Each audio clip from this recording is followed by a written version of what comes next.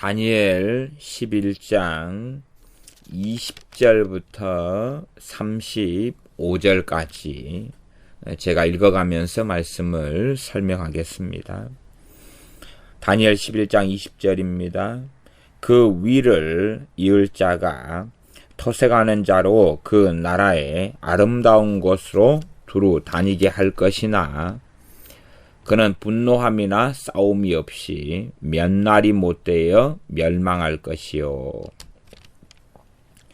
그 위를 이을 자, 이것은 지금 현재 다니엘 11장 19절까지로 볼 때에 북방왕에 대한 것이었고, 그 어떤 북방왕이 남방왕과 계속하여 전쟁을 하다가 승리하고 이기고 그리고 교만해지고 그러면서 하나님께서 그를 심판하셔서 그가 자신의 고국 땅으로 돌아가게 된다. 그리고 19절에 보면 그가 드디어 그 얼굴을 돌이켜 자기 땅 산성들로 향할 것이나 거쳐 넘어지고 다시는 보이지 아니하리라.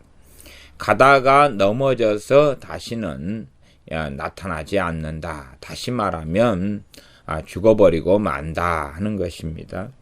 거쳐 넘어지고도 어떤 번역 성경은 이를 전쟁에 다시 한번 패한 다음에 그 다음에 사라진다 이렇게도 번역합니다. 당연히 이제 이 강력한 북방 왕이 시리아 왕이 죽었기 때문에 그 다음 후계자가 필요할 것 아닙니까? 다시 왕을 세우고 왕이 일어나야 됩니다. 그래서 20절에 보면 그 위를 이을 자가 위를 이을 자라 그 말, 위는 왕위고 이을 자는 후계자라 그 말이죠. 그 왕위를 북방 왕위를 이을 후계자. 지금 현재의 전체적인 관점은 앞에 2절부터 19절까지는 북방왕과 남방왕의 싸움이었고 그 다음에 이어지는 20절부터는 북방왕을 중심으로 해서 나와 있습니다.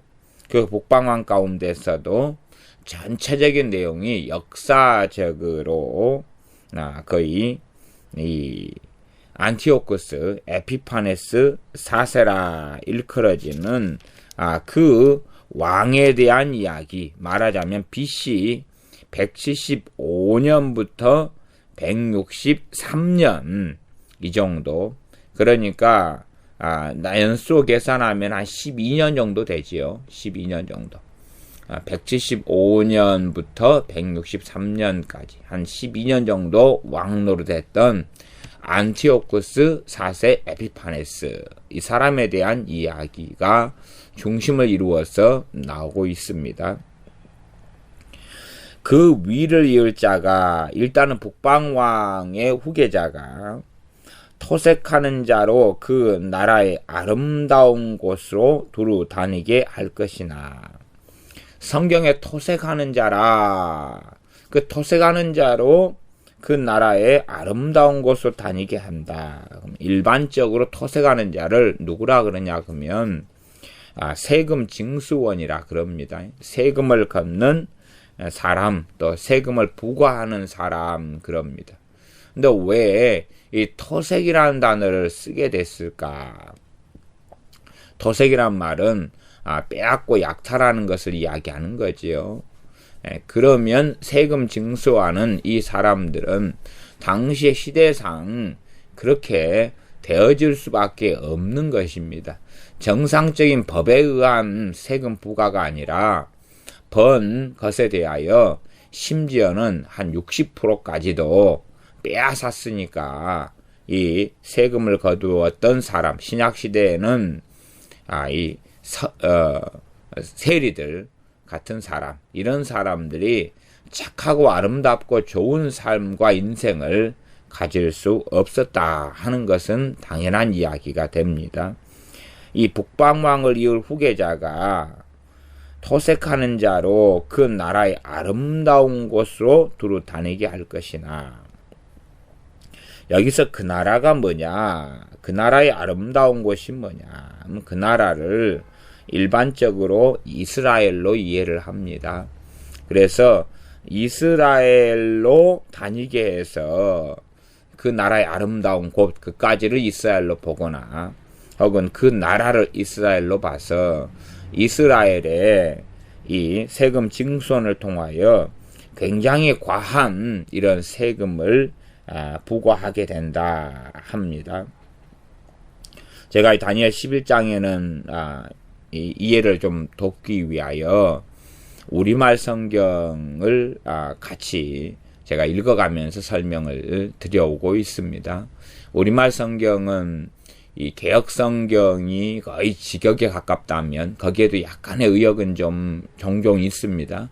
직역 성경에 가깝다면 우리말 성경은 이 직역과 의역의 사이에 중간에 있는 역동적 번역, 이해할 수 있는 것은 직역을 하고 이해하기 어려운 것은 의미 번역을 해주는 그런 중용을 취한 그런 역동적 번역하고의 사이 정도의 위치에 있는 그런 성경이 됩니다. 이게 직역 성경인 우리 개역 성경이나 개정 개역판보다 좀 더 의역을 약하게 해주는 성경이 우리말 성경이 되고 번역이 아주 잘된 성경 가운데 하나입니다. 제가 11장 20절로 우리말 성경 읽어드리면 그 자리를 이어 왕이 된 사람은 여기서는 된 사람 이렇게 나왔습니다. 우리 개역 성경은 그 위를 이을 자 이렇게 나왔고 이을 자는 후계자. 그래서 후계자 때에 토색하는 자로 그 나라의 아름다운 곳으로 두루 다니게 한다. 이렇게 개역 성경은 번역 이해를 하게 되는 것에 가깝다면 우리말 성경 같은 경우는 그 자리를 이어 왕이 된 사람이 그다음에 영광스러운 나라에 이렇게 하면 영광스러운 나라에 그 나라의 아름다운 곳 이렇게 보다는 영광스러운 나라에 그 영광스러운 나라는 이스라엘을 가리키는 그런 일반적인 단어 중에 하나였습니다. 욕심사납게 세금을 부과할 것이다. 그러나 몇 날이 못되어 다툼이나 전쟁도 없이 아무도 모르게 죽을 것이다. 그래서 하나님의 나라 이스라엘 거기에 세금을 부과하는데 심하게 부과하는 거겠지요. 그리고 이 개역성경 20절 하반절에는 그는 분노함이나 싸움이 없이 몇 날이 못되어 망할 것이다. 큰 문제 없이 큰 일 없이 몇 날이 못되어 그러니 왕위가 아주 짧았다는 것을 우리가 알 수가 있습니다. 그 다음 21절 또 그 위를 이을 자는 한 비천한 사람이라 나라 영광을 그에게 주지 아니할 것이나 그가 평안한 때를 타서 괴휼로 그 나라를 얻을 것이며 그 다음에 이제 왕위를 이을 자가 한 비천한 사람이다. 그러니까 이을 자 이럴 때 우리가 어떻게 이해하는 게 맞냐 그러면 있게 된 사람은 이렇게 하는 것이 맞을 겁니다. 그러나 지금 이 전반적인 성경의 관점은 어떤 관점이냐 그러면 작정된 기한이라는 관점입니다. 하나님께서 정하신 때를 작정된 기한이라 그럽니다. 그런 입장에서 현대적인 이해로서의 번역은 그 왕위를 이을 자 이렇게 하는 것보다 그의 왕위를 이은 사람 이런 식으로 되는 게 현대적인 번역이겠습니다만은 이을 자라는 의지형 또 그렇게 되어져 갈 수밖에 없다는 이런 하나님의 작정의 관점에서 단어나 언어가 사용되어집니다. 아직 이루어지지 않은 일인데 하나님의 정하신 기한 속에서 하나님의 정하신 작정 속에서 벌어지기 때문에 그렇게 되는 것 같습니다. 말하자면 21절 이 비천한 사람은 결국은 나라 영광을 그에게 주지 아니할 것이나 이렇게 되었는데 그것처럼 그 북방 나라에서, 시리아 나라에서 이 사람은 비천한 사람이기 때문에 혈통이나 태어남에 있어서 말하는 거죠. 물론 어떤 번역 성경은 이 비천한 사람을 비열한 사람이다, 그렇게 번역하는 성경도 있는 것 같습니다.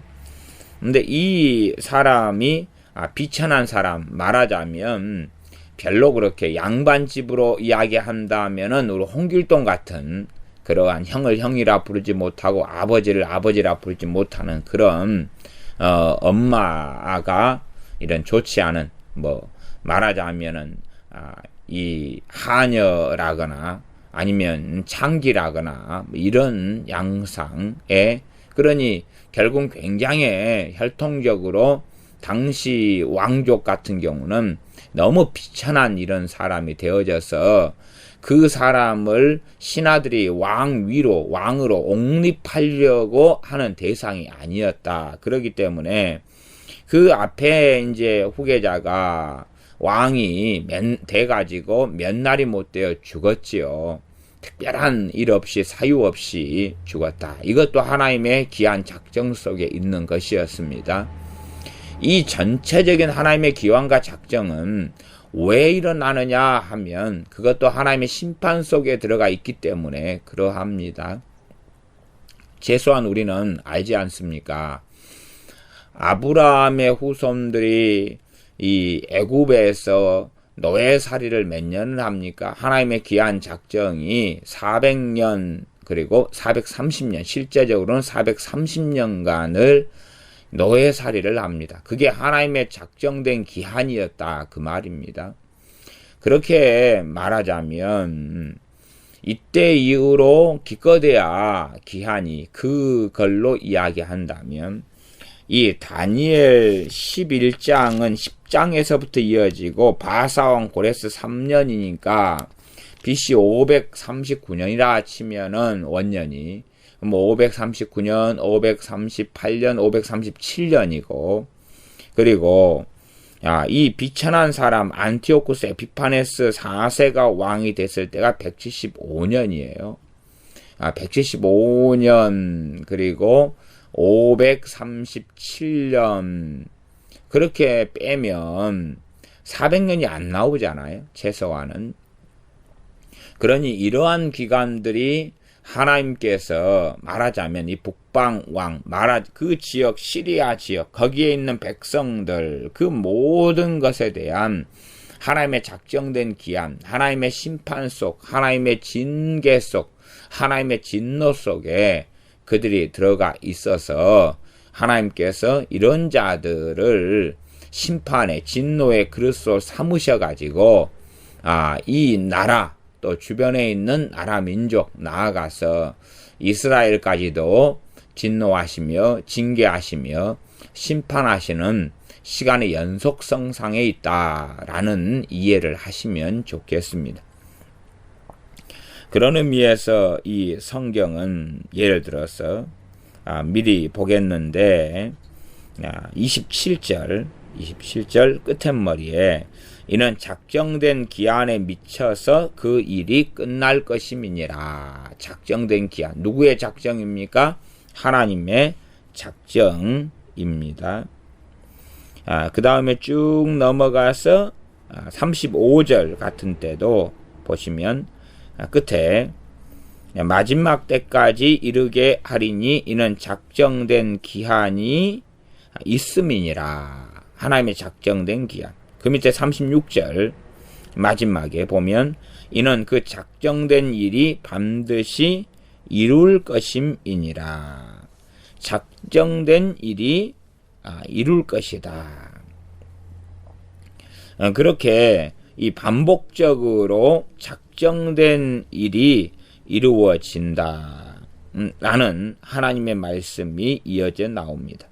우리가 성경을 볼 때에 어떤 것이 핵심 포인트냐 그렇게 말할 때에 결론적으로 반복되어지는 말이나 반복되어지는 단어나 어구나 이런 것들이 이 어떤 본문이나 어떤 문맥에서 핵심 포인트가 됩니다. 예를 들어 빌립보서 같은 경우는 기뻐하라는 말씀이 주기적으로 나옵니다. 내가 다시 말하노니 기뻐하라, 기뻐하라. 이 기뻐하는 것이 빌립보서 전체에서 중요한 요지, 중요한 포인트가 되는구나. 물론 전체의 포인트, 모든 걸 포괄하는 포인트나 핵심은 아닙니다만은, 빌립보서를 통해서 하나님께서 말씀하시는 핵심 포인트 중에 중요한 것이 기뻐하라 이구나. 그런 것을 우리가 발견할 수 있는 것처럼 이 다니엘 이제 읽었더니 본문들의 핵심 포인트는 작정된 기한이라 하는 단어가 반복적으로 나온 것을 알 수가 있습니다. 다시 다니엘 11장 21절로 돌아가면 또 그 위를 이을 자는 한 비천한 사람이나 나라 영광을 그에게 주지 않는다. 누가 그렇습니까? 그 신하들이나 이런 사람 대신들이나 권력자들이 왕을 옹립하는데 그렇게 하지 않는다는 것입니다. 왕이 살아있어서 후계자를 지명하고 살아있을 때 자기의 대를 이을 왕위를 굳건히 하면 큰 문제가 없지만 왕이 죽어버린 다음에야 권력을 가진 신하들 중신들에 의하여 왕이 옹립되는 것이 많이 좌지우지 되는 역사를 우리는 알고 있습니다.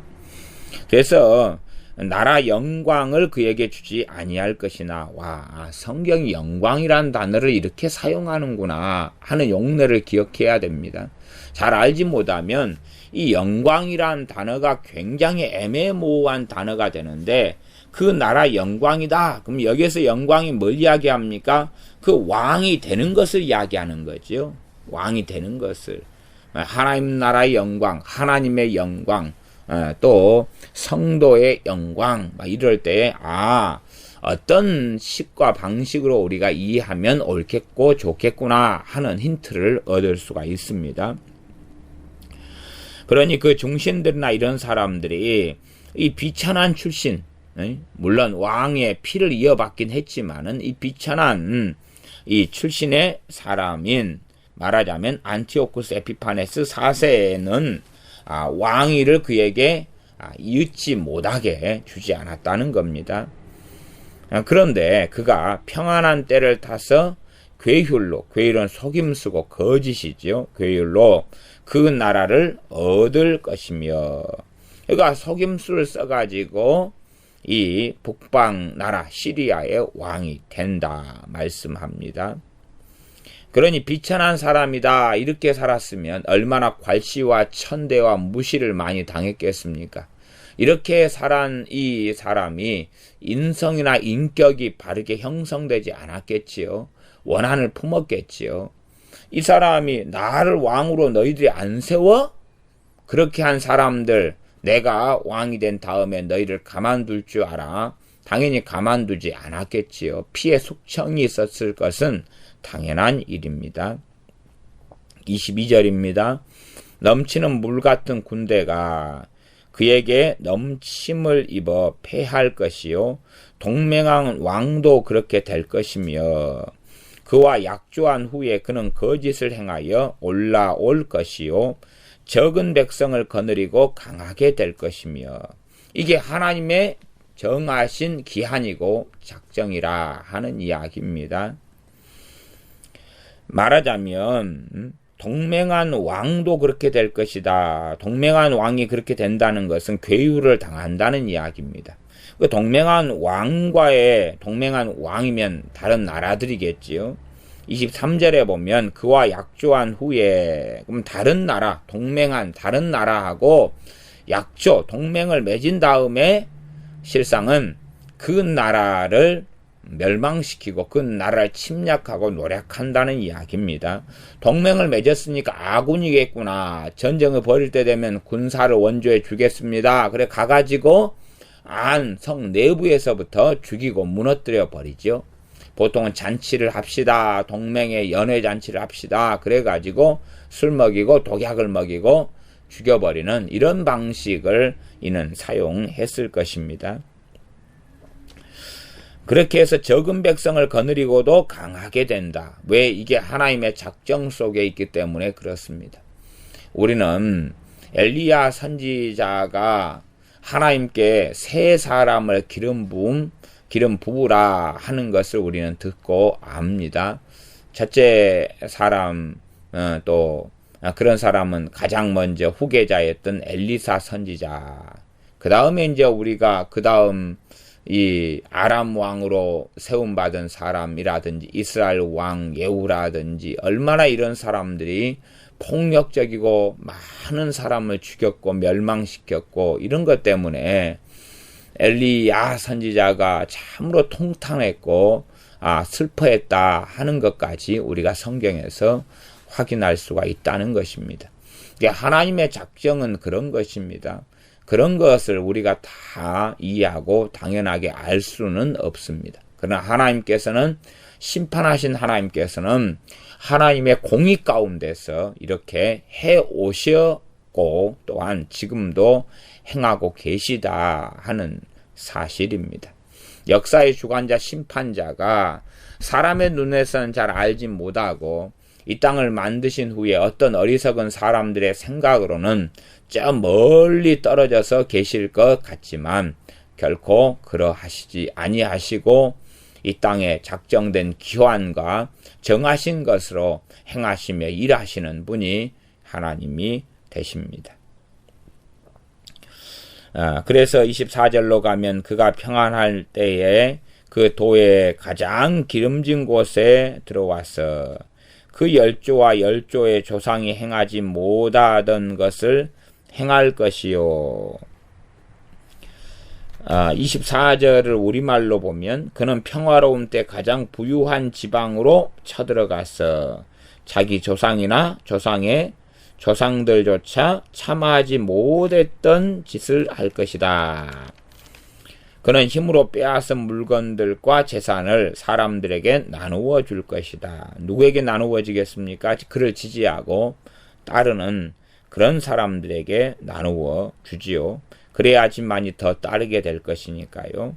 24절 하반절 개역성경입니다. 모략을 베풀어 얼마 동안 산성들을 칠 것인데 때가 이르기까지 그리하리라.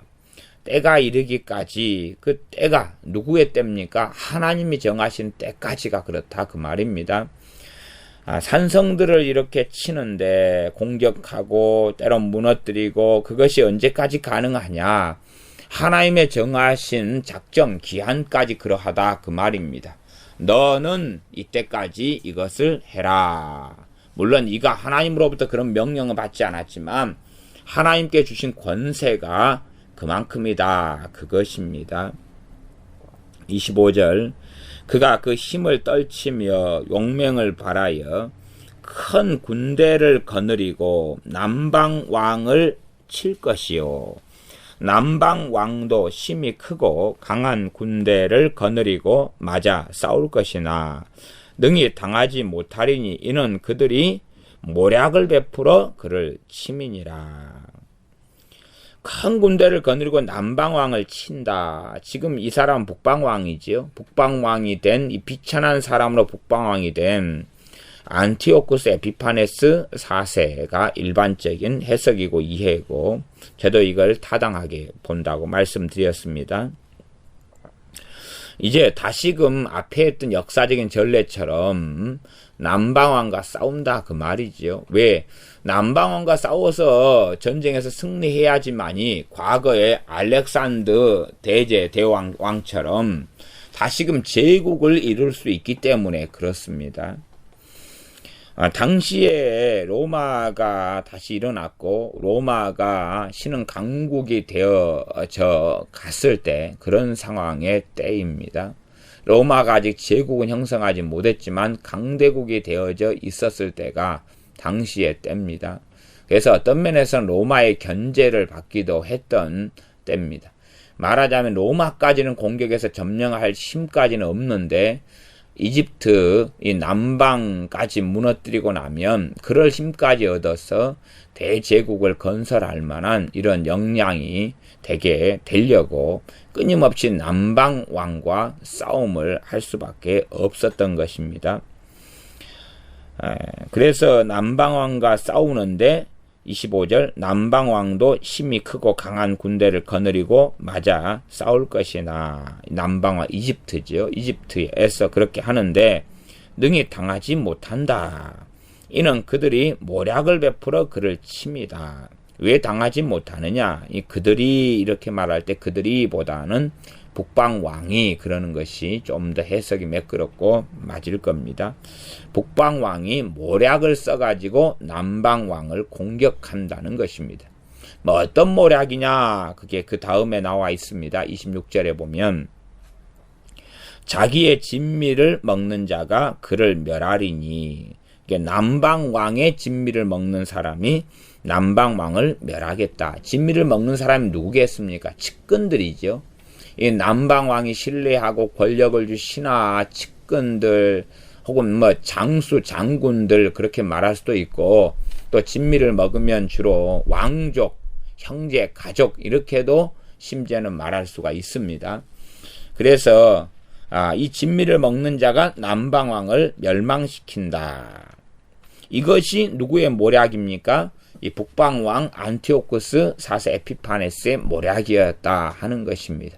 북방왕의 모략은 내부 분열인 거죠. 내부 분열을 통하여서 일반적으로 저 입장이라면 너가 죽이면 왕위를 너에게 주겠다. 대신에 우리한테 얼마금 세금도 바치고 이 재물도 줘야 된다. 그러나 이집트의 왕은 너를 시켜주겠다. 그리고 그래서 우리가 도와줄 테니까 너가 죽여버려. 그렇게 했던 것입니다. 그래서 자신의 신하 혹은 자신의 측근에게 이 남방왕은 죽임을 당하고 맙니다. 남방왕의 군대도 힘이 크고 강한 군대였다. 그렇게 나와 있잖아요. 25절에. 그런데 이 전쟁을 통해 죽어버린 게 아니라 진미를 먹는 사람, 측근에 의하여 죽임을 당합니다. 그 군대가 흩어질 것이요. 왕이 죽어버리니까 흩어져 버리죠. 많은 자가 엎드러져 죽으리라. 결국은 이 모략을 써서 진미를 먹는 자가 죽였는데 그러나 이것도 또한 그에 대한 속임수였던 거지요. 이집트 나라를 주는 것도 아니고 그냥 잘 됐다. 그리고 사그리 많은 사람을 죽이고 멸망시켰던 것입니다. 27절에는 이 죽었던 남방 왕이나 이 북방 왕 둘이가 얼마나 악한 자들인지가 또한 나와 있습니다. 27절 이 두 왕이 남방 왕, 북방 왕이 마음에 서로 해하고자 하여 한 밥상에 앉았을 때 거짓말을 할 것이라. 말하자면 평화협정같이 이렇게 모여서 한 거죠. 한 거예요. 그러나 거짓말을 쓰고 모략을 써가지고 해할 마음을 가지고서 그렇게 했다는 것입니다. 그래서 거짓말을 해요. 서로 그냥 막 모든 거짓말 가문이설을 해요. 지금 북한이 또 김정은 정권이 김일성, 김정일이가 계속 해왔던 말이 그것입니다. 해하고자 하는 거짓말. 그것에 우리 대한민국 정부는 절대 당하지 않아야 됩니다.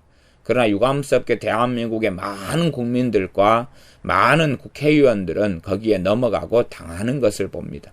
그들은 항상 군복을 입고 전쟁하는 중입니다. 마인드, 생각, 사상이 전쟁하는 중이고 적화 통일의 야욕 속에 계속 살아가는 자들이지 하나님께서 막으시니까 우리나라가 평화 속에 살고 있는 것이라는 것은 한시도 잊지 말아야 합니다.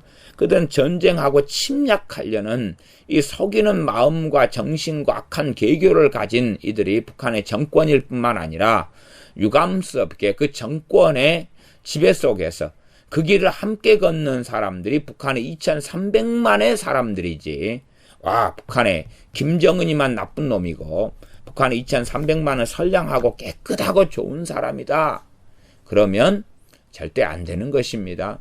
한 정권은, 한 악은 단 한 명만으로는 결코 이루어질 수 없는 것입니다. 그에 동조하는 사람들과 함께 이어져 가는 것이 되는 거기 때문에 이 북방 왕이라 할지라도 공격을 하고 무너뜨린 다음에 24절에 뭐라 그랬습니까? 그는 노력하며 탈취할 재물을 무리에게 흩어준다 그랬잖아요. 무리에게 흩어서 막 줘야지만이 그 정권과 권력과 권세는 이어져 가는 것입니다. 27절 그래 거짓말을 할 것이라 일이 형통하지 못하리니 그러나 남방왕의 거짓말이나 북방왕의 거짓말 이런 것은 형통하지 못한다. 이는 작정된 기한에 미쳐서 그 일이 끝날 것임이니라. 거기에 하나님의 작정이 그들이 거짓말 쓰고 속이고 한 것대로는 하나님의 작정하고는 맞지 않기 때문에 그렇습니다.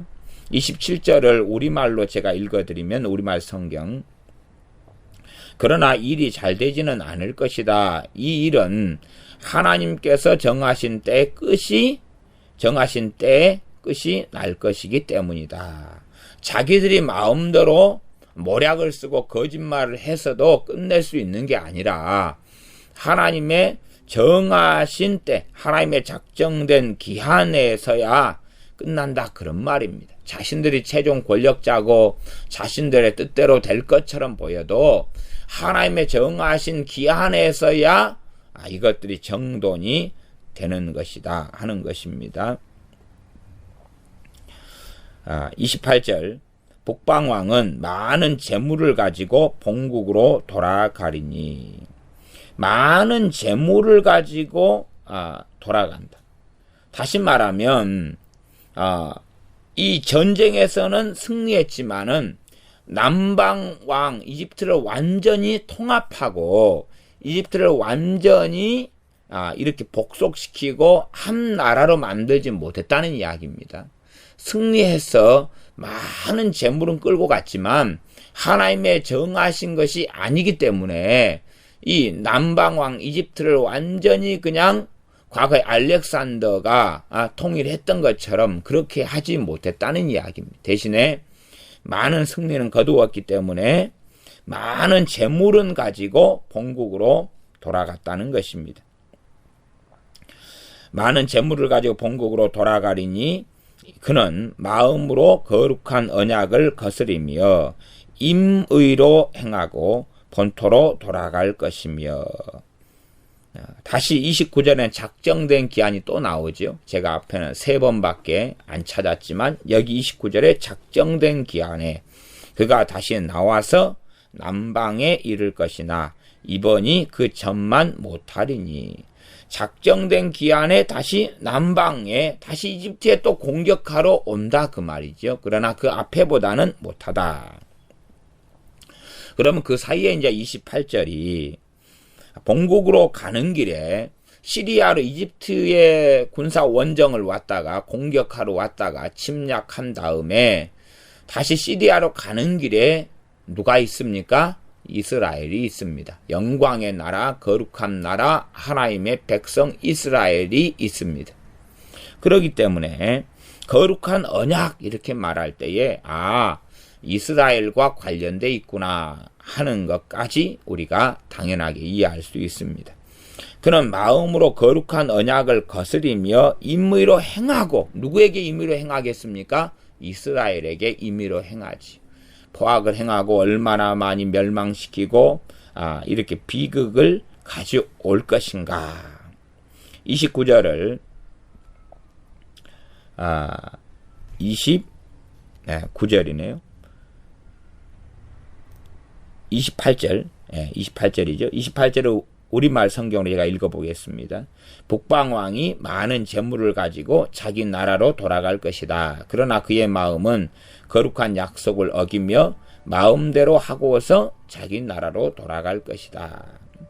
여기서는 그의 마음은 거룩한 약속을 어기며 마음대로 하고서 그러니까 언약을 지금 약속이란 단어로 좀 여기서 바꾸어서 해석했습니다. 그럼 무게가 굉장히 가벼워지죠.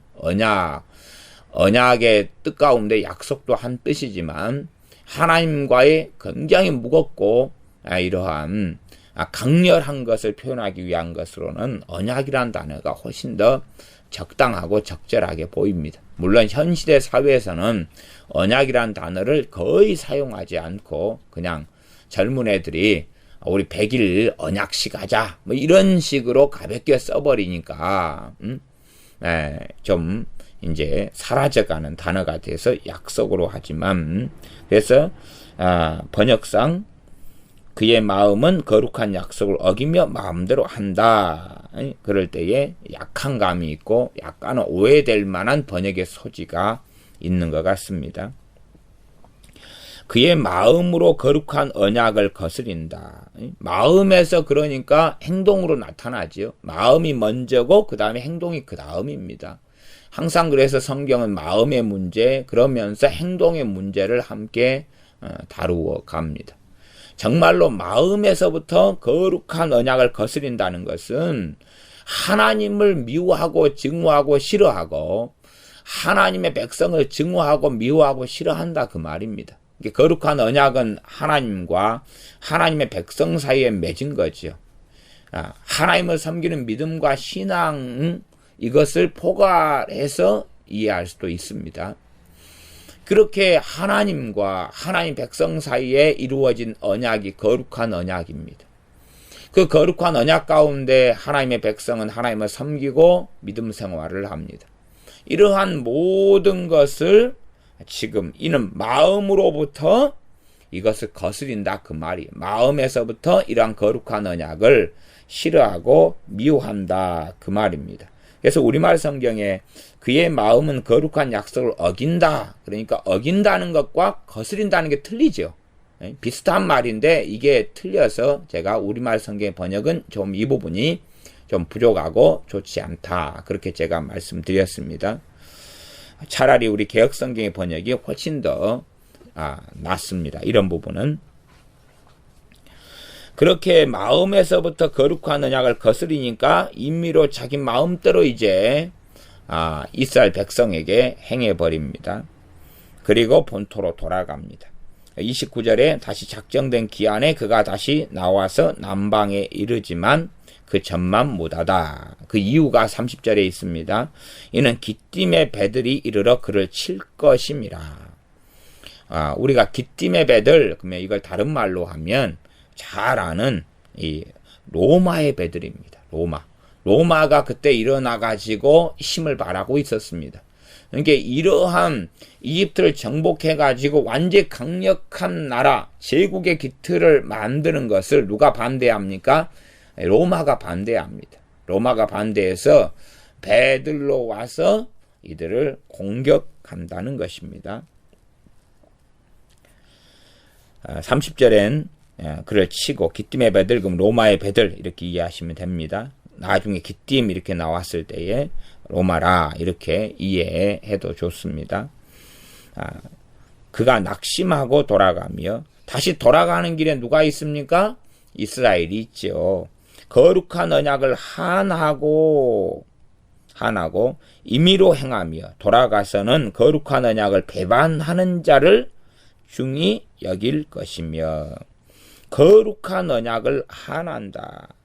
다시 거룩한 언약에 대하여 증오하고 미워하고 원망하고 그리고 또다시 임의로 행한다는 것이. 그는 말하자면 이는 적그리스도입니다. 적그리스도. 이게 하나님의 작정된 기한 안에 마귀가 세운 자인 거죠. 그러니 마음에서부터 하나님을 증오하고 하나님을 미워합니다. 이 땅의 역사 속에서 화인 맞은 자들 가운데 마귀가 통해서 일하는 적그리스도가 있는 것입니다. 왜 지금도 적그리스도가 많이 나왔다라고 신약 성경에 말씀하고 나중에 요한계시록에 등장할 적그리스도가 또한 있지요. 이 다니엘서에 나왔고 예언되었던 주님이 이 땅에 성육신 하시기 전에 또한 적그리스도로 쓰임받았던 안티오쿠스 4세 에피파네스에 대한 이야기를 하고 있고, 그러나 이러한 적그리스도가 나오는 이런 것들도 하나님의 작정된 기한 속에 실상은 있는 것이라는 사실입니다. 이것이 신비입니다. 그렇기 때문에 역사적으로 이 두 가지 큰 신학적인 조류가 충돌을 해왔습니다. 하나는 뭐냐 하면 칼빈주의고 또 하나는 알미니안주의입니다. 알미니안주의를 승계한 것이 웨슬리안주의가 되어지고 존 웨슬리 목사님을 통한 감리교가 됩니다. 물론 지금 현 시대의 감리교는 과거 존 웨슬리 목사님 믿었던 감리교를 떠난 지가 참 오래 되었다. 그렇게 말할 수 있습니다. 완전히 한 1800년도 후반쯤 되면은 그 감리교가 얼마나 심각하게 잘못되었는가 하는 것은 역사적인 자료들을 통하여 많이 접할 수 있고 지금의 감리교도 마찬가지가 되어집니다. 이렇게 칼빈주의하고 알미니안주의가 대치점을 이루어왔는데 대치점을 이루고 상대적으로 이렇게 부딪혀왔던 이유 중에 하나는 뭐냐 하면 칼빈주의는 하나님의 주권을 강조했고 그리고 알미니안주의는 자유의지를 강조했습니다. 자유의지. 그래서 어떤 면에서 펠라기우스주의 이것은 이단 사상인데 펠라기우스 이단 자유의지를 강조했다. 그래서 알미니안주의를 어떤 식으로도 보냐 그러면 펠라기우스의 반쪽을 가지고 있다. 그래서 반펠라기우스주의다. 그렇게 말하기도 합니다. 모든 결정권과 모든 선택권이 사람에게 달렸다. 이것이 펠라기우스주의의 극단적인 면입니다.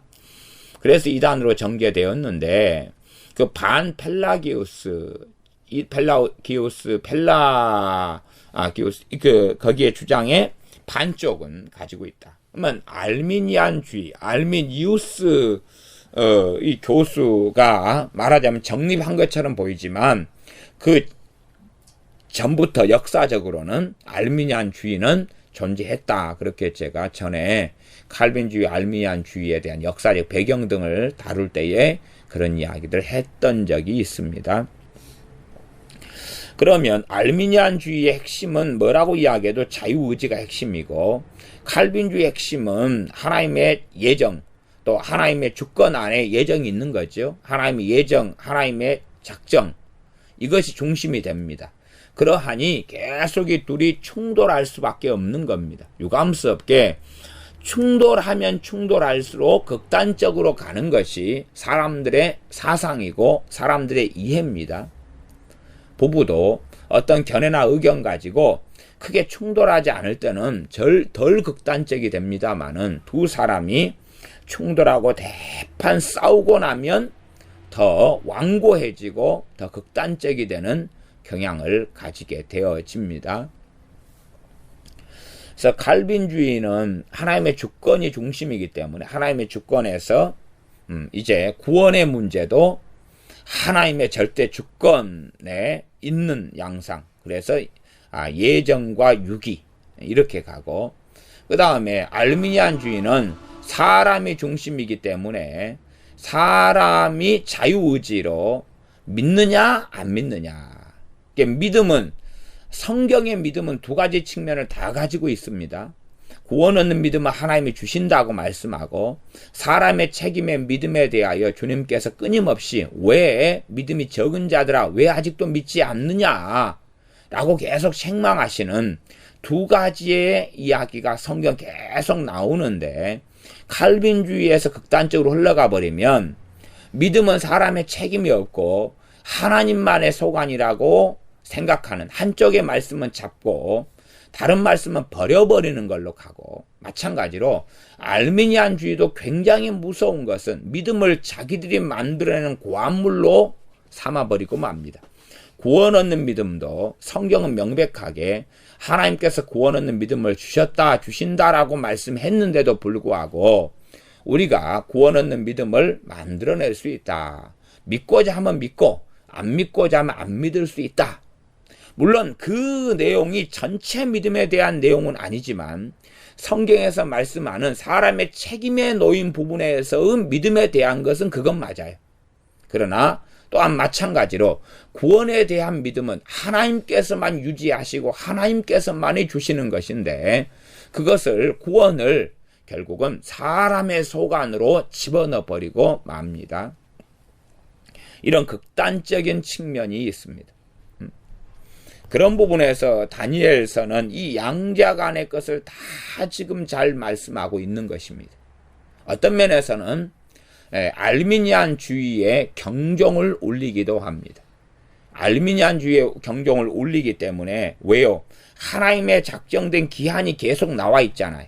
하나님의 작정이 나와 있고 하나님의 정하신 게 나와 있어요. 인간의 자유의지를 강조하는 또 극단적으로 가는 사람 입장에서는 이 다니엘서가 좋겠습니까? 싫겠습니까? 싫겠죠. 그러니까 이런 부분들은 살펴보려고 하지도 않고 강의하거나 설교하지도 않겠지요. 기껏해야 그냥 사람의 자유의지를 강조하는 쪽으로 이 설명할 수 있는 다니엘의 믿음, 다니엘이 사자굴에 들어간 거, 사드락 메삭 아벳느고가 그런 거, 그러니까 다니엘을 중심으로 보는 거예요. 다니엘이 작정기도 한 거, 다니엘이 하나님께 회개기도 한 것, 이런 쪽으로 사람의 자유의지, 다니엘을 주인공으로 부각시키는 것입니다. 그러나 다니엘서의 주인공은 다니엘이 아닙니다. 하나님이에요. 하나님께서 다니엘에게 꿈을 주시고 꿈의 해석을 주시고 환상을 주시고 되어질 일을 보여주시고 그것에 따라서 다니엘 선지자는 기도하는 겁니다. 큰 전쟁에 대한 환상을 보여주시니까 그것 때문에 슬퍼하면서 21일 동안 다니엘은 좋은 음식을 먹지 않고 하면서 하나님께 나와서 기도하는 것 아닙니까? 고기와 포도주를 입에 넣지 않고 기름을 바르지 않으면서 하나님께 나와 기도하는 것입니다. 그 큰 전쟁에 대한 환상 때문에 그러한 거지요.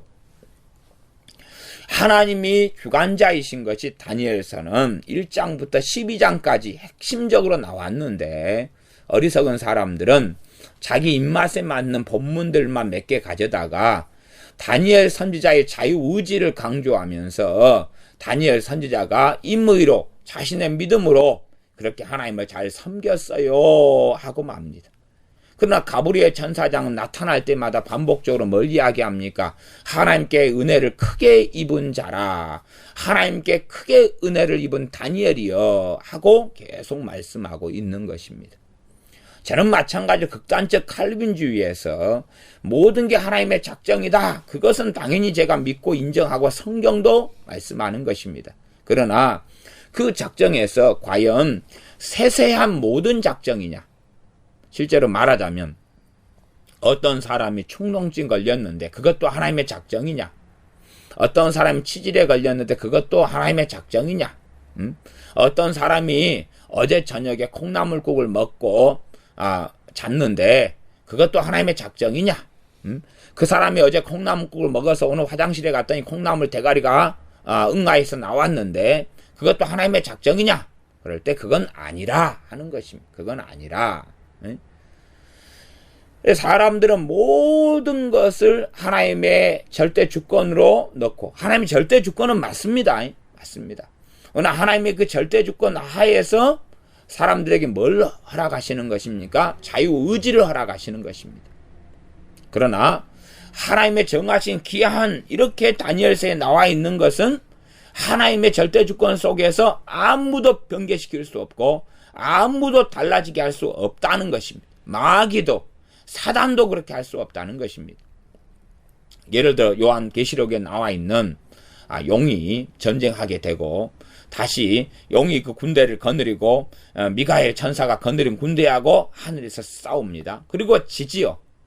이 전쟁하고 지는 것, 전쟁하는 것도 하나님의 작정 속에서 용이 그의 군대와 함께 전쟁을, 다니엘, 미가엘 천사장과 그의 군대와 함께 전쟁을 벌이는 것도 하나님의 작정이고 지는 것도 하나님의 작정인 거다, 그 말이에요.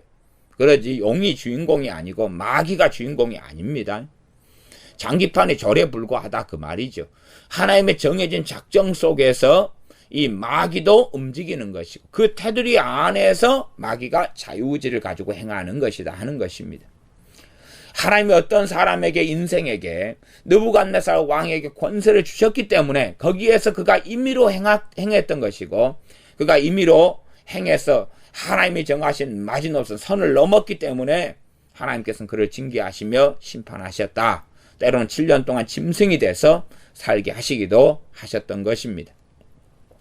그러하기 때문에 우리가 하나님의 이 절대 주권, 하나님의 주권과 사람의 자유의지에 대한 부분에서 이해를 잘 해야 됩니다. 잘하지 못하면 칼빈주의 신학이 좋은 것이지만 거기에서 지금 현재는 참 많은 더러운 이런 열매들이 많이 맺혀 있는 것들도 아주 많습니다. 아주 많아요. 그래서 그런 부분들은 많이 치우고 없애야 됩니다. 말하자면 한 번 구원은 영원하다. 그리고 한 번 구원받은 사람은 절대 타락하지 않는다. 배교는 없다. 이런 입장이죠. 그 다음에 한 번 구원은 영원한 것이 아니다. 구원받은 사람도 멸망하고 타락하고 주님을 배신하고 떠난다.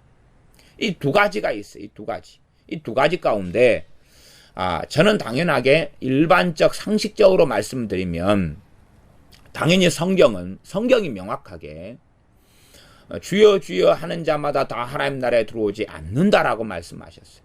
주의 이름을 부르는 자는 구원을 얻으리라 그랬는데 주여 주여 하는 자가 다 하나님 나라의 아버지의 나라에 들어오는 게 아니다. 내 이름으로 마지막 때에 권능을 행했습니다 라고 말하는 그들에게도 주님께서는 나는 너희를 도무지 알지 못하니 불법을 행하는 자들아 떠나가라. 그렇게 하신다고 산상수훈에 주님께서 말씀하셨어요. 그러니까 주님 자신께서 직접 믿는 자의 타락과 배교에 대하여 계속하여 말씀하셨는데 그것까지 어겨버리면 정말로 나쁜 사람들입니다. 자신이 가진 신학적인 사상으로 주님의 말씀까지 어겨버리면 그는 정말로 완악한 자고 완고한 자가 되고 마는 것입니다. 그러나 한 번 구원은 영원하지 않다는 것에 도사리고 있는 함정도 있습니다. 어떤 함정이냐 그러면 구원을 누구의 작정, 누구의 결정, 누구의 최종 권한으로 가져갑니까? 구원의 문제를 사람의 최종 권한으로 가져가는 거예요. 사람의 최종 권한으로 가져가요.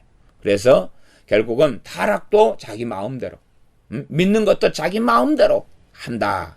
이런 사상으로 가면 또한 하나님 말씀하고 이제 어그러져서 선을 넘어버리는 것으로 가는 것입니다.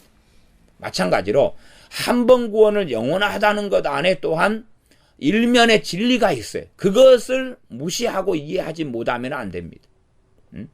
하나님께서는 영원한 생명을 주시기 위하여 성령 하나님을 믿는 자에게 인을 치시면서 보내시는 것입니다. 그것이 영원한 구원을 이루게 되는 것입니다.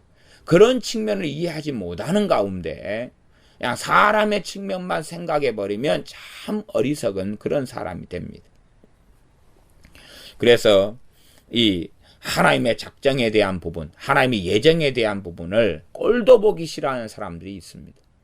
에베소서에 하나님의 예정이 참 많이 나왔는데 극단적으로 치우친 사람들은 그 예정을 어떤 식으로 보냐 그러면 하나님이 정해놨다 이런 게 보는 게 아니라 하나님의 예지 그렇게 봅니다. 예지는 뭐냐? 그래서 알미니안주의는 예지 예정이에요. 예지 예정이고 칼빈주의는 예정 예지. 저는 전반적으로는 예정 예지가 맞다고 보고 어떤 측면은 예지 예정도 맞는 부분이 있다고 봐요. 그렇기 때문에 극단적으로 가면 둘 다 어그러지는 거예요. 예정 예지로 모든 걸 보는 관점도 틀렸고 예지 예정으로 모든 걸 보는 관점도 맞을 수가 없는 거예요. 예정 예지로 보는 말씀들이 저는 훨씬 많다고 보고 그래서 저는 알미니안주의보다 당연히 칼빈주의를 지지합니다. 예정 예지가 많고 그러나 예지 예정의 부분도 있다는 것이죠. 예정 예지는 뭐냐? 하나님의 미리 정해놨다는 거예요. 정해놓으시고 그 다음에 정해놓은 미래의 역사를 보신다는 거예요. 예지 예정은 뭐냐? 그래서 이 알미니안주의의 예정론, 알미니안주의도 예정론을 믿습니다. 근데 알미니안주의 예정론은 뭐냐? 그러면 예지 예정이에요. 예지 예정.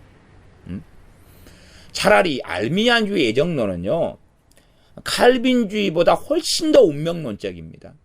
왜 그러냐 그러면 어떤 아이가 앞으로 태어난다. 그러면 그 아이 태어날 아이를 하나님께서 미리 예지를 해요. 미리 봐요. 하나님의 전지하심으로 봤는데 85살까지 사는구나.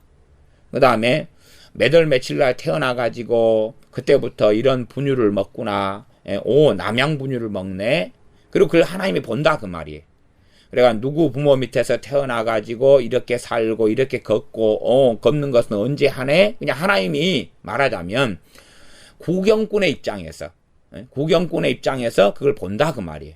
관객의 입장에서 봐요. 5살 때 이런 일이 벌어졌고 7살 때 이렇게 되는구나, 8살에 그렇게 되는구나. 그러니까 하나님은 역사의 주관자가 아니에요. 하나님은 관객으로 그걸 보는 거예요. 예지는 보는 거예요. 가만 봤더니 20살 때부터는 이제 알코올 중독, 마약 중독으로 가네. 어이고 나쁜 놈. 이렇게 봤더니 와, 40살에 회개를 하는 거예요. 40살에 회개를 하는 거예요. 40살에 회개하고 주님을 찾고 부르는 거예요. 그리고 예수를 믿는 거예요.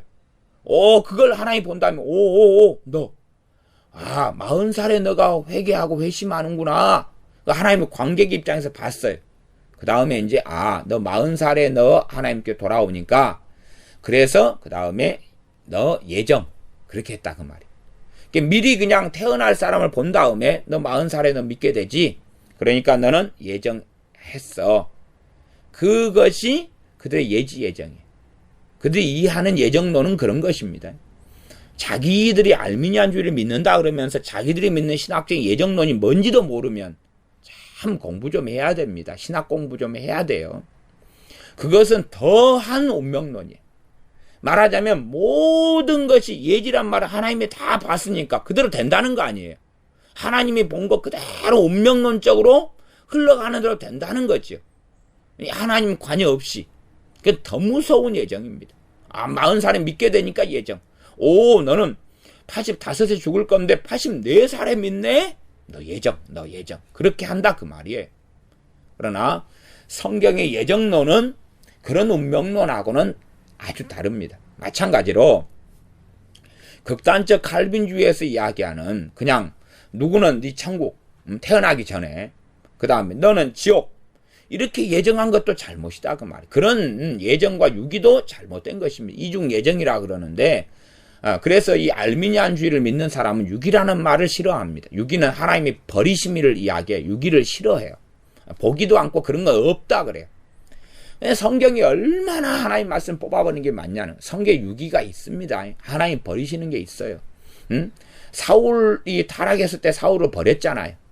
그런 것처럼 하나님의 버리심은 그때그때 존재하는 것입니다. 왜 존재하지 않아요? 성경의 울타리 속에서 하나님의 버리심 유기를 이해해야 되지 극단적 칼빈주의로 가가지고 이제 어떤 사람에 대하여 하나님의 완전한 유기 이런 식으로 흘러가서는 또한 그것도 상당히 곤란한 일입니다.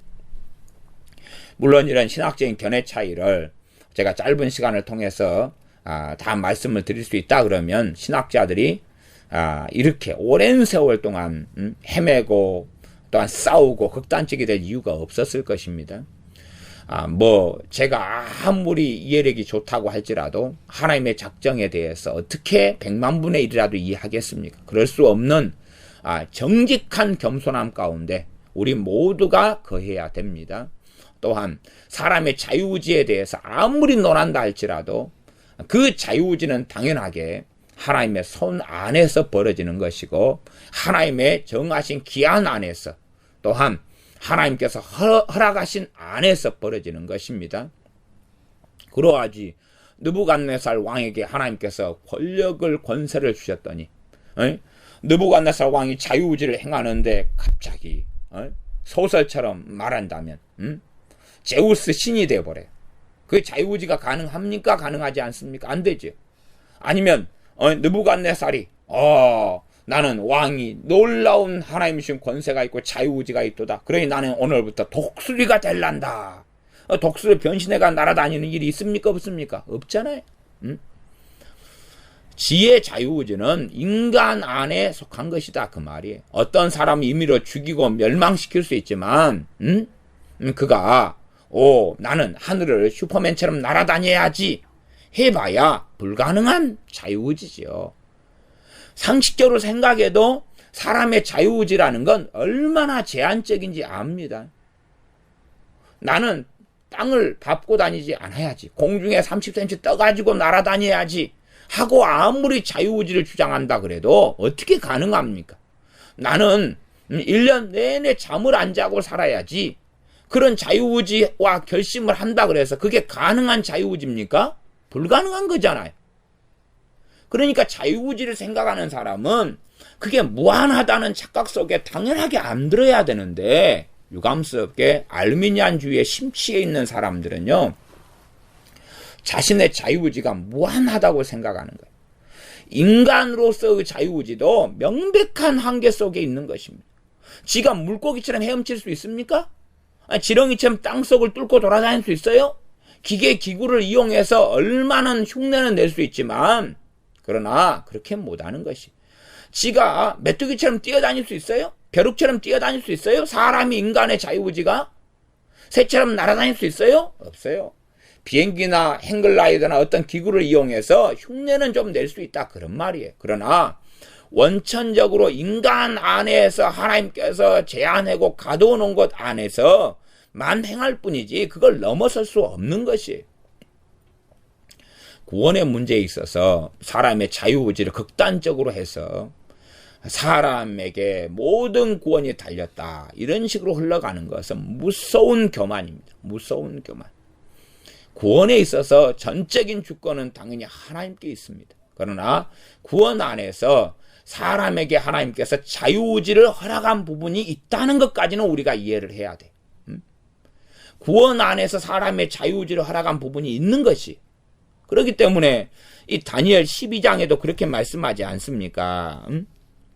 12장 3절을 보겠습니다. 다니엘 12장 3절입니다. 지혜 있는 자는 공창의 빛과 같이 빛날 것이요. 하나님께서 누구를 공창의 빛과 같이 빛나게 하는 자로 작정해 놓은 게 아니지요. 물론 그런 작정도 있습니다. 그러나 일반적인 것은 아니고 그건 예외적인 것이다, 그렇게 말하는 게 옳습니다. 모태로부터 예레미야를 선택한 것은 예외적인 하나님의 작정이에요. 세례 요한처럼 예외적인 거지 모든 사람에 대한 건 아니다, 그 말이에요. 그런 정도로 이해해야 됩니다. 그러면 지혜 있는 자는 공창의 빛과 같이 빛날 것이요, 이 말씀을 통하여서 무엇을 말씀합니까? 지혜 있는 자로 살라고 말씀하는 거지. 왜? 지혜 있는 자, 하나님 앞에 지혜 있는 자로 살면 공창의 빛과 같이 빛난다. 공창의 빛이 뭡니까? 저기 우주, 하늘의 빛은 별이지요. 별처럼 빛난다, 그 말이지요. 그 다음에 말씀, 다니엘 12장 3절 하반절. 많은 사람을 옳은 대로 돌아오게 한 자는 별과 같이 영원토록 비추리라. 많은 사람을 옳은 대로 돌아오게 한다. 많은 사람을 옳은 대로 돌아오게 한 사람은 별처럼 영원토록 비추게 될 것이다. 많은 사람을 옳은 대로 돌아오게 한다. 그럼 우리가 상식적으로 이해할 수 있는 건, 전도에서 많은 사람이 영혼을 구원하구나, 이렇게도 일반적으로 생각할 수 있어요. 옳은 데는 그걸 의라고 말합니다. 의. 영원한 의는 우리 주님밖에는 없습니다. 사람들의 의라는 것은 다 한시적인 의에 불과합니다. 부분적인 의이고요. 주님의 의만 완벽한 의가 됩니다. 그러니까 우리의 사람의 행함을 통해 얻는 의는 부분적인 의이며 한정된 의이며 불완전한 의이기 때문에 이것을 통해 구원을 못 받아요. 완전한 의이신 주님만을 통해서, 또한 주님의 행하심이 완전한 의이고 이것을 의지하여서만이 구원을 받을 수 있는 것입니다. 많은 사람을 옳은 대로 돌아오게 한 자는 별과 같이 영원토록 비추리라. 이것은, 이 말씀을 하는 것은 정해진 사람, 운명지어진 사람에 대한 이야기가 아니라 하나님의 백성들, 자녀들이 깨어있는 삶을 살아서 많은 사람을 주님께로 인도하고 주님께로 이끌면 주님의 나라에서, 아버지의 나라에서 정말로 별처럼 빛나는 영광을 얻게 되는구나 하는 것을 말씀을 통해 알 수 있는 거예요. 그다음에 이것은 결정되고 작정되고 정해진 게 아니라 사람에게 허락된 부분이기 때문에 달란트를 맡기신다는 것이, 1달란트, 2달란트, 5달란트 맡기시고 한 문화씩 나누어 주시면서 내가 돌아오기까지 장사하라, 이게 사람에게 주신 자유의지의 영역이다, 그런 말이에요. 이런 영역하고 11장에 작정된 기한에 대한 것이 계속하여 반복적으로 나와 있습니다. 그렇기 때문에 이러한 작정된 기한에 대해서 하나님의 작정을 이해하고 알아야 됩니다. 얼마간이라도 알면서 극단적인 사람의 자유의지 가운데 빠지지 않아야 됩니다. 극단적으로 빠지면 제가 그렇게 제시하고 싶습니다. 예? 당신의 자유의지로 이번 주 로또 당첨해주고 다음 주도 되고 그래가지고 두 번에서 한 번은 당신 가지고 한 번은 나한테 주시오. 그렇게 말하고 싶어요. 당신의 자유의지로 하늘을 슈퍼맨처럼 날아다니시오. 당신의 자유의지로 그냥 북한을 좀 무너뜨려 주시오. 그래서 2300만이 이상한 데 세뇌되어서 악한 자의 자리에 동조하고 사는 데서 벗어나게 해주시오. 그렇게 제가 말하고 싶은 거예요. 자기의 알량한 인간의 자유의지가 어디까지나 겨우 있냐 그런 말이에요. 어디까지나 겨우 있냐. 자기의 자유의지로 성령이 임하게 할 수 있어요? 성령 하나님을 조종할 수 있고 자기의 자유의지로 성령 충만을 받을 수 있어요? 얼마까지 어디까지?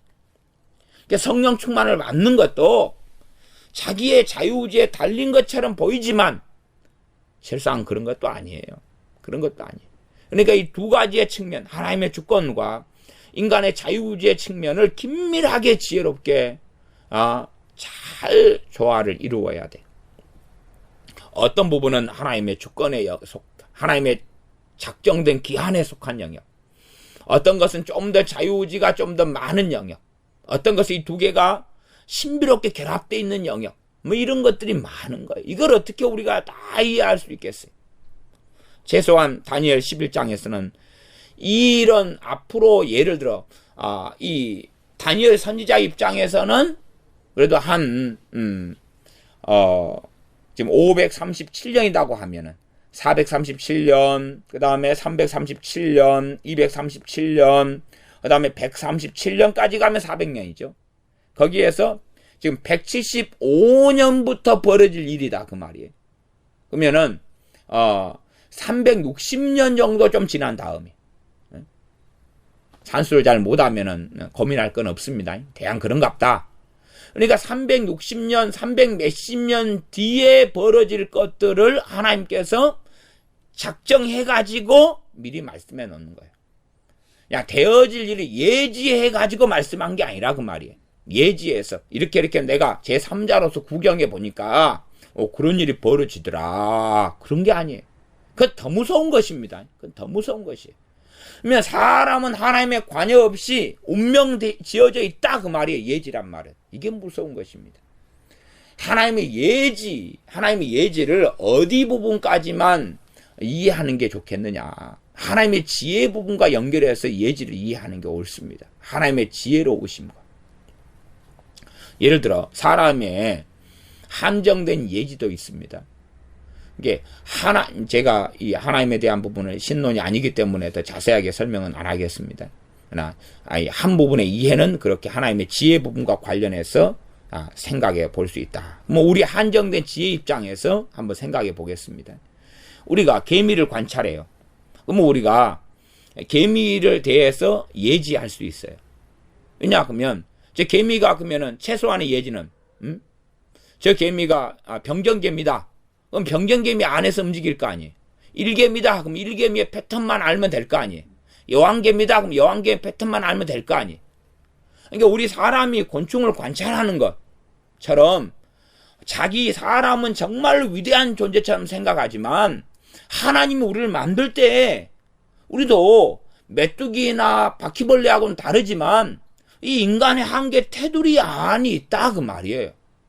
천사라는 영적 존재하고는 아예 틀리죠. 네? 천사처럼 거룩한 정말 사람보다 더 놀랍게 지어진 존재하고는 틀리다 그 말이에요. 우리는 유한하고 한계 속에 갇혀 있는 거예요. 그런 사람을 하나님 보실 때에 왜 모르겠어요? 응?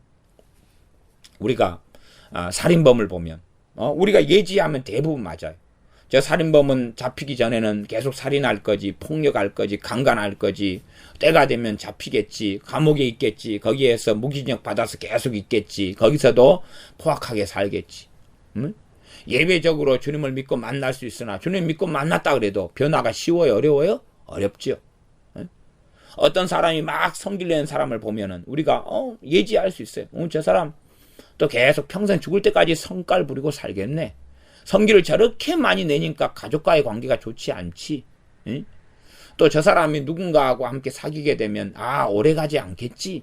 그런 거 있잖아. 열등감에 사로잡힌 사람, 그 사람 우리가 보면 예지할 수 있어요. 예? 우리가 예지한 대로 다 맞는 건 아니지만 10중 8구가 맞을 수 있다 그런 말이에요. 우리 알량한 사람의 한계 속에서도 그런 예지가 가능해. 예측이 가능하다 그 말이죠.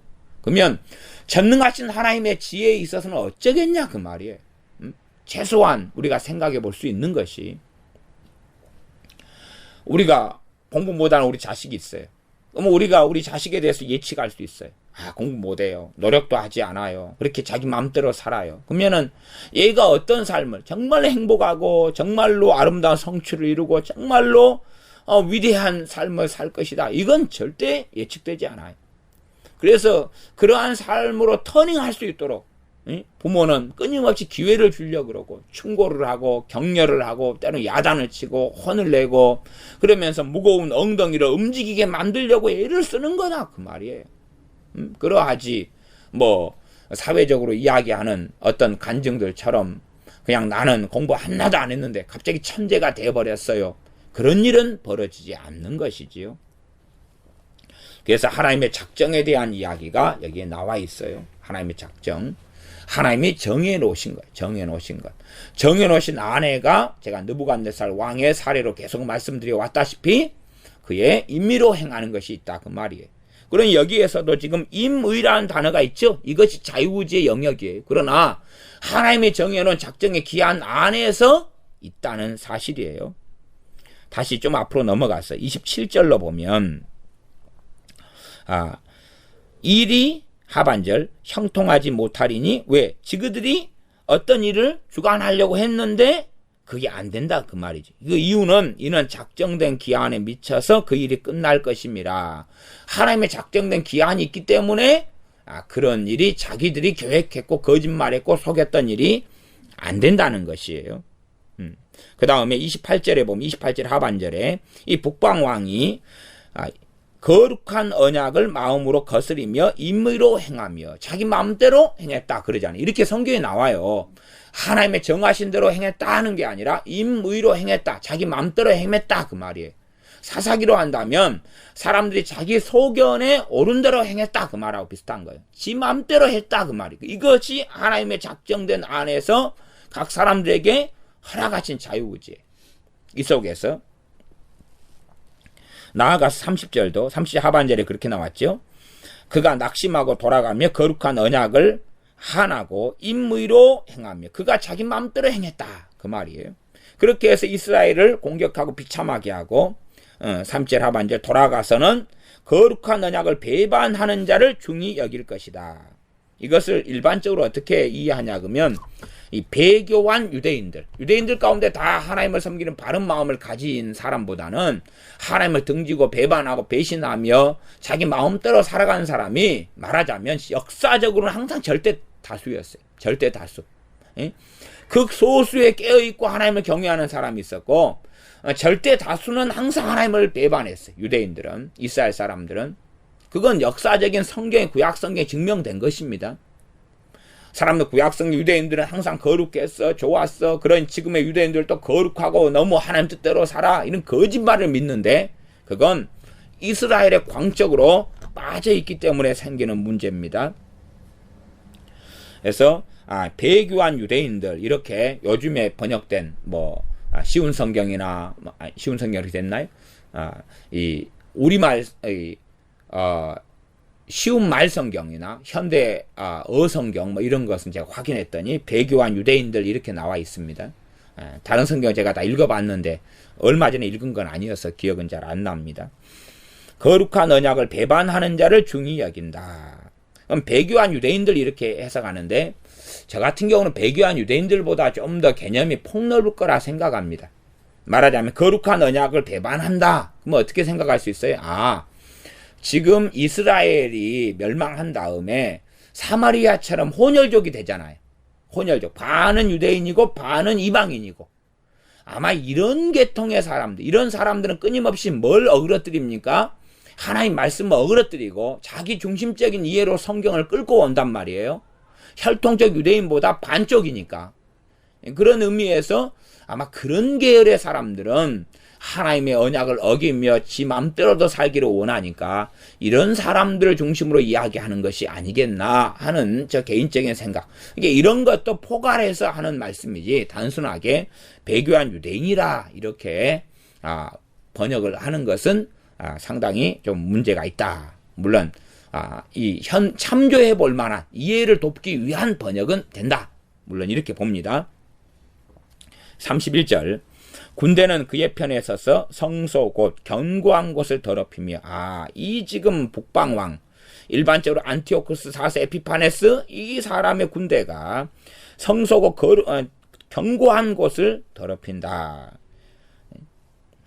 견고한 곳은 성전 요새를 이야기합니다. 성전 요새.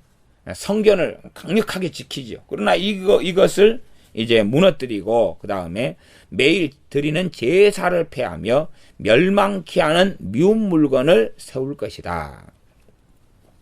멸망케 할 미운 물건 이까지를 잘 한번 우리가 생각해 보면 좋겠습니다. 멸망케 할 미운 물건 그 말은 멸망을 가져오는 미운 물건. 멸망을 가져오는 미운은 가증한입니다. 가증한 물건은 우상. 이게 우상은 뭘 가져온다는 이야기입니까? 멸망을 가져온다는 것입니다.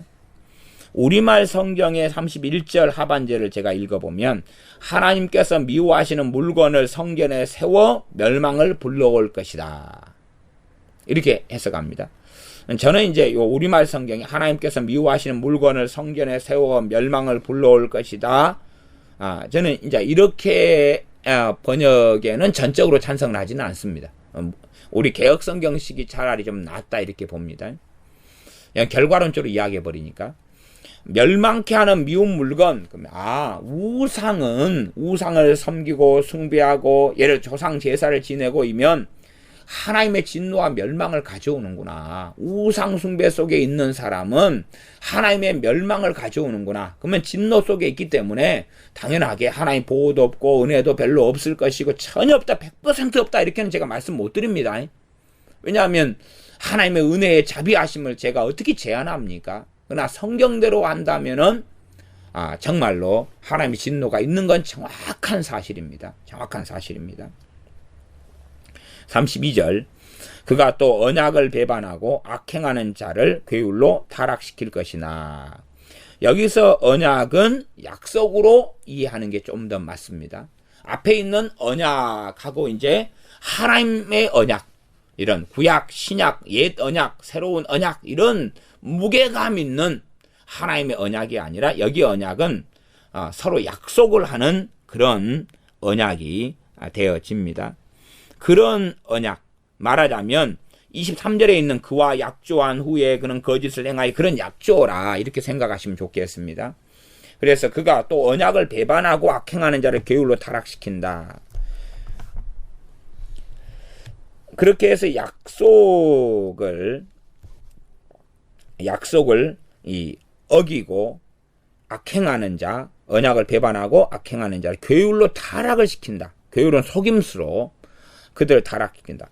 그러니까 언약을 배반하고 악행하는 자, 그러니까 언약을 배반하고 이까지를 하나 끊을 수도 있고, 그다음 언약을 배반하고 악행하는 자를까지도 끊을 수 있어요.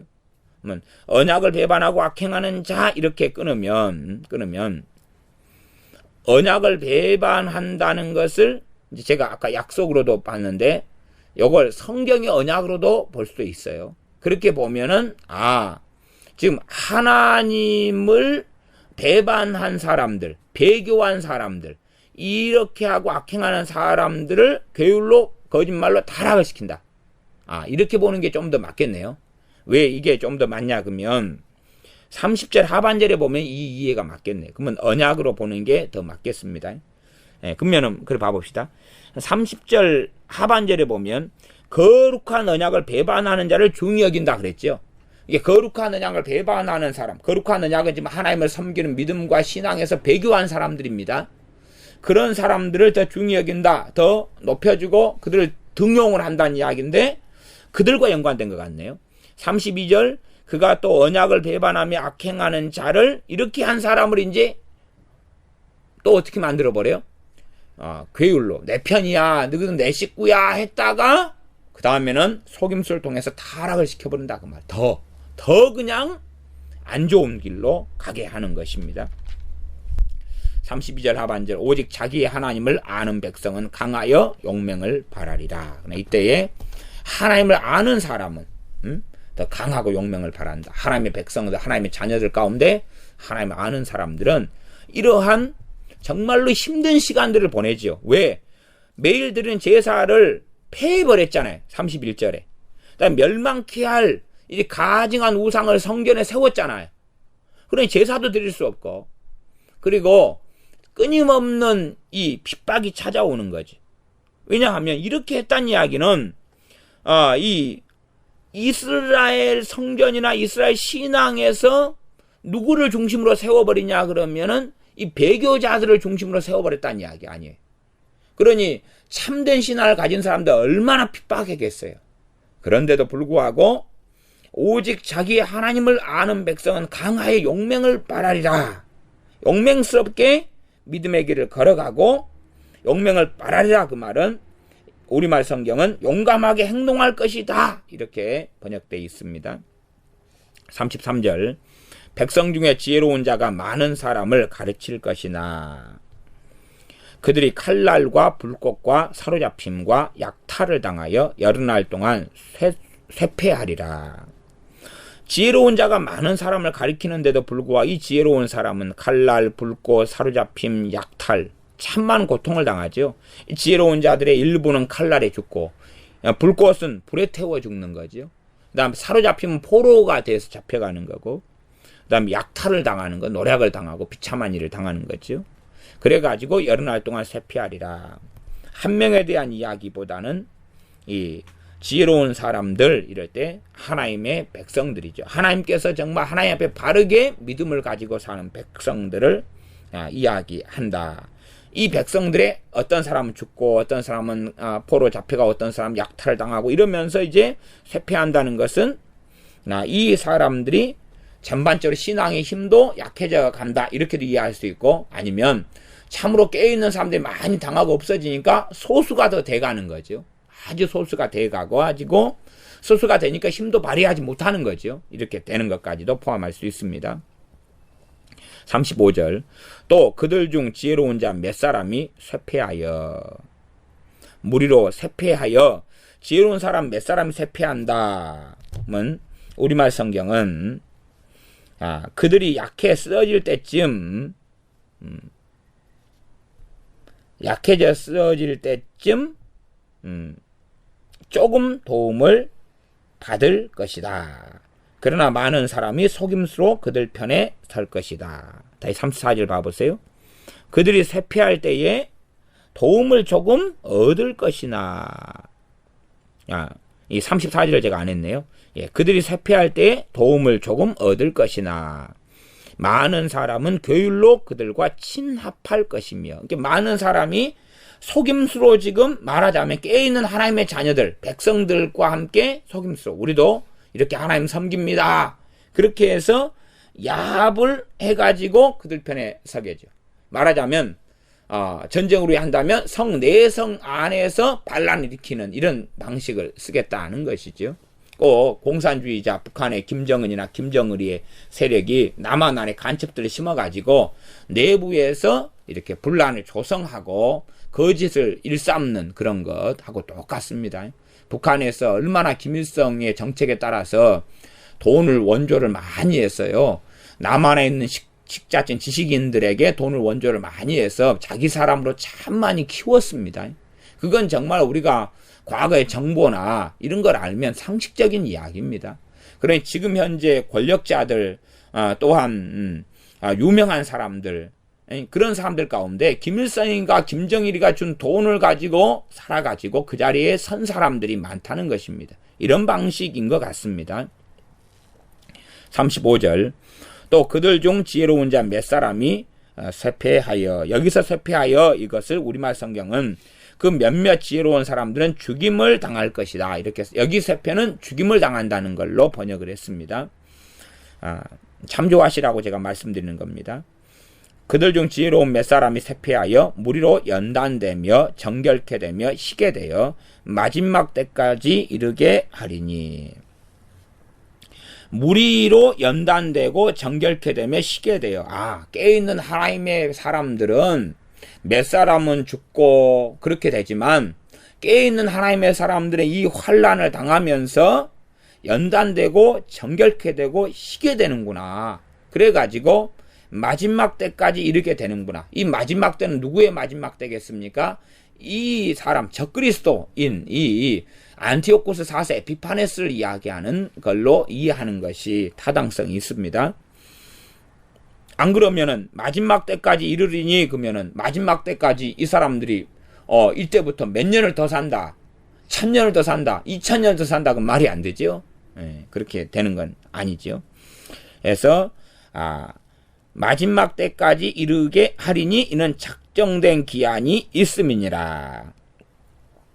이 사람들은 이 작정된 기한, 하나님이 정하신 때까지 이들은 믿음을 지키고 더 깨끗하고 더 온전하게 하나님께 서서 있다는 것입니다. 그리고 이 작정된 기한, 연도로 이야기하면 BC 163년 이때 안티오코스 에피파네스 4세가 죽습니다.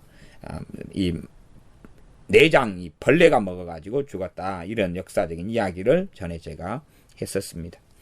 그러하니 우리가 성경을 볼 때에 그 다음에 이제 36절도 다음 시간에 살펴보겠지만, 이는 그 작정된 일이 반드시 이룰 것임이니라. 하나님의 작정, 정하신 때 하나님의 작정과 인간의 자유의지가 이렇게 물려가고 하나님의 작정 속에서 이렇게 되어지구나.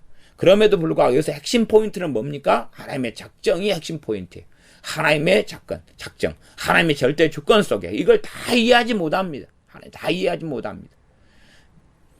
참 잘못 이해하는 사람은요, 하나님의 절대 주권이다, 이런 너무 망상 속에 깊이 들어가면 안 됩니다. 어떤 망상이냐 그러면, 자기가 잘못된 사람과 동업해가지고 사기를 당하고 사업이 다 망해서 신용불량자가 됐어요. 빚은 한 5억을 졌어요. 그러니까 하나님께 그러는 것입니다. 하나님의 절대 주권을 가지고 계신데 내 빚을 지금 다 5억을 갚아버리실 수 있으시고, 그 다음에 나를 다시금 100억 부자로 만드실 수 있잖아요. 하나님 왜 그렇게 안 하세요? 절대 주권을 가지고 계시면서. 그리고 하나님 원망하고 증오하고 미워하는, 자칭 믿는다고 하는 사람들도 종종 있습니다. 이런 시나리오, 이런 스토리를 가진 사람들을 제가 여러 사람들을 만나보았습니다. 하나님에 대한 원망을 가지고 있는 사람들, 그런 사람들은 하나님 맘대로 할 수 있잖아요. 꼭 말하자면 자기는 굉장한 의인인 것처럼, 다니엘 선지자가 되니까 하나님께서 크게 은혜를 베푼 거 아닙니까? 노아하니까 하나님이 큰 은혜를 베푼 건데, 자기는 노아인 것처럼, 자기는 욥인 것처럼 생각하는 거예요. 그 의로운 욥이라고 할지라도 하나님 앞에 잘못했다고 엎드렸단 말이에요. 그런데 자기는 고상하게 산 것처럼, 자기는 뜻대로 산 것처럼, 자기는 성령 충만하여 오직 하나님만 기쁘시게 하게 산 것처럼 그렇게 하나님께 요구하는 거예요. 참 어떤 교만과 미혹이 어떻게 센지 몰라요. 하나님을 어리석게 잘못된 성경 이해나 잘못된 이 절대 주권, 바른 절대 주권이 있어요. 그러나 굉장히 조심히 다루어야 됩니다. 하나님의 절대 주권은 바른 하나님의 주권이 있는데 그것을 바르게 생각해야 되는데, 그래서 성경에 하나님께서 이 66권 말씀을 주잖아요. 그리고 황당한 생각하지 못하도록 말씀을 주는 거예요. 말씀을 통해 하나님이 이렇게 행하신다는 거예요. 하나님이 어떻게 거짓말 하시냐, 그 말입니다. 이 성경에 이렇게 말씀하신 것 안에서 하나님이 행하시니까 이 말씀하시는 대로 너희들이 행하고 순종하고 살아라. 그때 하나님께서 은혜 베풀 자에게 은혜를 베풀겠다. 긍휼히 여길 자를 긍휼히 여기겠다. 너희가 내게 나와 죄를 회개하라. 그러면 내가 용서하겠다. 그리고 너희 삶을 회복하겠다. 그렇게 말씀하시는 거고, 너희가 예를 들어서 잠언의 말씀한 대로 보증을 그렇게 서면 너희는 거지가 돼서 나앉을 것이다. 그렇게 하나님은 경고하셨다, 그 말이에요. 너희가 무엇으로 심든지 그대로 거두리라. 그렇게 하나님 말씀하셨어요. 이걸 전부 다 그릇들이면서 망상에 젖은 절대 주권에 대한 생각으로 하나님 왜 이렇게 안 하세요? 하나님이 살아계시면 이렇게 해보세요. 그러면서 교만하며 오만방자하게 살아가는 사람, 이런 사람들은 제가 다른 말로 절대 교만이다 그렇게 말씀드리겠습니다. 그 사람의 절대 교만과 절대 미혹이다 그렇게 말씀드리겠습니다. 그런 걸 벗어나서 우리가 하나님의 작정에 대해서, 하나님의 행하심에 대하여 우리는 하나님을 경배하고 경외하며 하나님을 송축하며 하나님께 예배해야지 마땅한 사람들입니다. 사람이 예배를 받을 사람이 아니라 이러니 이 신비롭고 이 전능하신 우리 아버지 하나님에 대하여 우리가 일부만 살펴볼진데 마땅히 예배 받으셔야 되고, 우리가 때로는 볼 때 와 불합리한 것 같아 하는 것은 우리가 잘못 이해를 하시며, 하나님은 정말로 공의로우시며 의로우십니다. 이 모든 것이 왜 이렇게 하나님은 작정하시는지 우리는 모릅니다. 모르나 우리는 하나님을 예배하며 경배하며 경외하며 겸손하게 우리에게 주신 자유의지 속에서 더 주님을 사랑하며 더 아버지를 영화롭게 하는 그러한 믿음의 길을 걸어야 됩니다. 기도하겠습니다. 아버지 하나님, 우리가 정말로 하나님의 주권, 하나님의 정하신 기한, 하나님의 작정과 사람의 자유의지를 잘 이해하지 못합니다. 그러나 우리가 겸손하고 겸비하게 서서 우리에게 주신 은혜를 따라서, 우리에게 주신 자유의지를 따라서 주님 앞에 바르게 서며 살게 하시되, 그러나 더 넓게는 하나님의 정하신 것을 보며 하나님을 찬양하며 예배하며 경배하며 하나님의 정하신 때까지 때로는 인내하며 그렇게 기다리는 그런 믿음의 사람들이 되게 하여 주시옵소서. 예수님의 이름으로 기도하옵나이다. 아멘.